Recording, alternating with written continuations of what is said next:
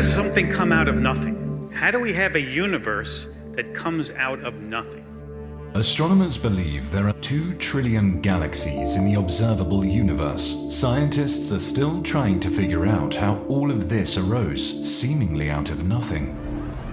Well, it turns out if you apply quantum mechanics to gravity, then in fact space itself becomes dynamical, and universes, spaces themselves and time can pop into existence where there was none before. So you can create whole universes where there was no universe before. And indeed, in that way, you might imagine creating a universe from literally nothing. Whole universes from literally nothing, out of existence. Out of nothing. Whole universes, nothing. Wait, our universe popped into existence from literally nothing? There is no cause for all of this? So, straight up nothing. No matter, no creator, then poof, the universe? That's actually the story some atheist scientists are peddling right now. Sounds pretty desperate to me. Stephen Meyer, a philosopher of science and best-selling author, explains how atheists got backed into this corner. It was generally assumed by most physicists prior to the 1920s and 30s that the universe was eternal and therefore self-existent, that it had always been here and really didn't require an explanation. As one physicist said, an infinitely old universe would relieve us of the necessity of explaining the origin of the universe at any finite time in the past.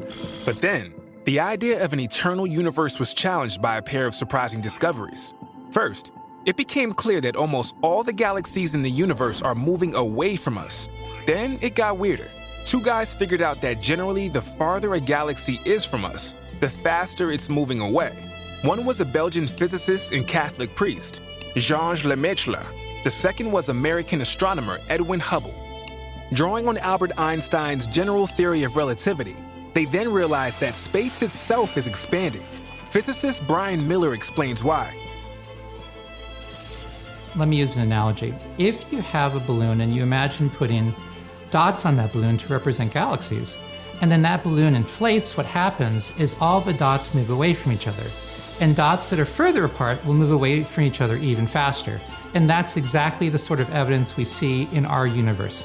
This discovery suggests that if you reverse time, like a movie running backward, then all the galaxies would draw back together to a single point, which led to a conclusion that some scientists didn't really want to face. The universe has been expanding from a finite beginning point, where not only matter and energy, but time and space itself began. Today, scientists call this first moment of the universe the Big Bang. All started with a Big Bang.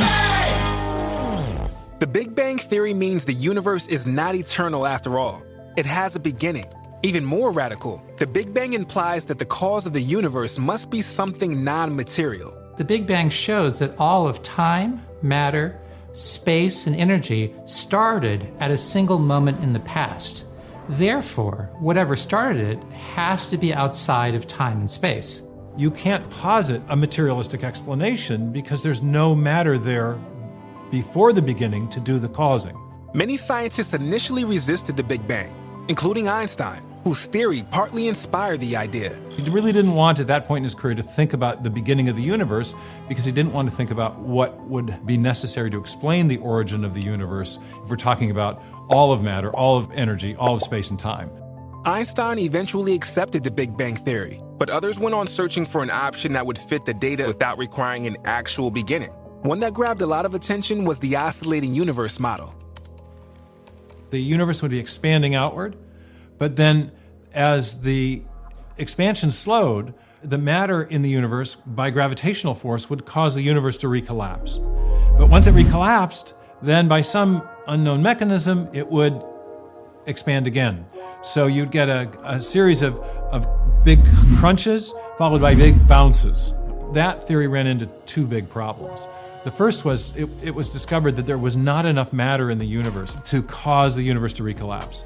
And secondly, it was determined by thermodynamic analysis. The energy available to do work would diminish with each successive cycle. It would be kind of like a ball bouncing to the ground and finally it would damp out where there's no more bounces. Who's going to get it? They drop it.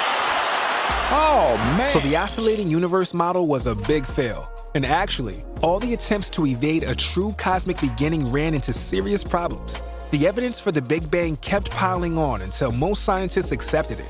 Some scientists, however, found themselves facing serious doubts, not about science, but about atheism. World-renowned astronomer Robert Jastrow didn't believe in God, but he found it hard to get around what the Big Bang seemed to be telling him. So there is a beginning, there is a point in time from which it all started. And that's a remarkable thing because it has a very strong theological flavor to it.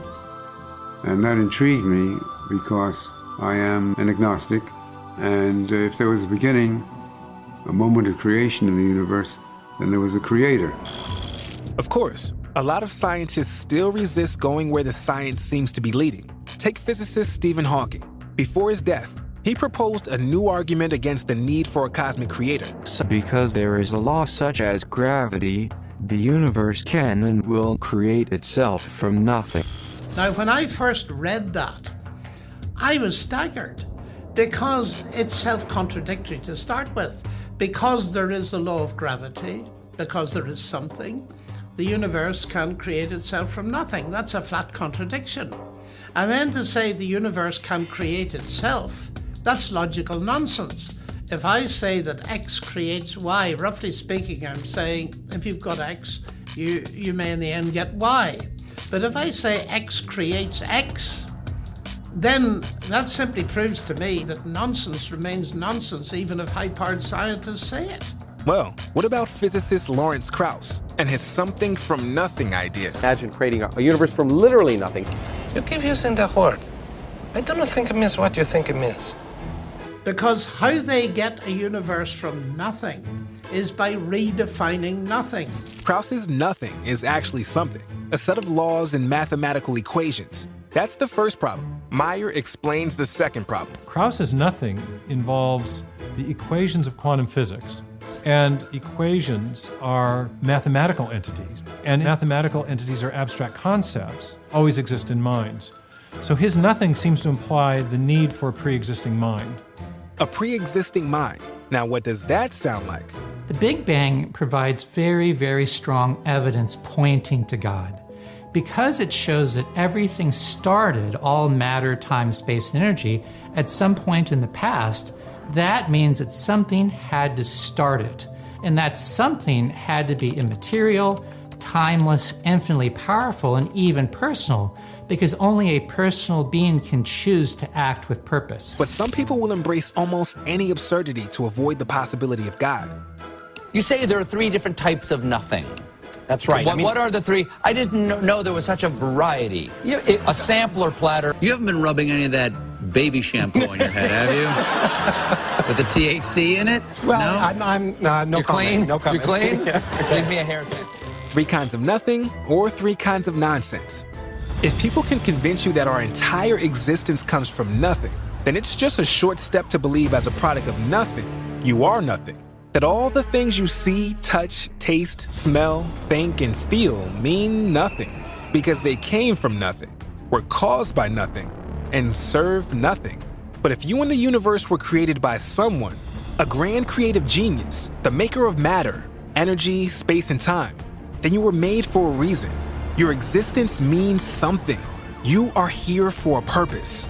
For those willing to open their eyes, that's the amazing reality science is revealing. We are not materialists. We see the human soul. We experience love. We live with purpose. We fight for justice.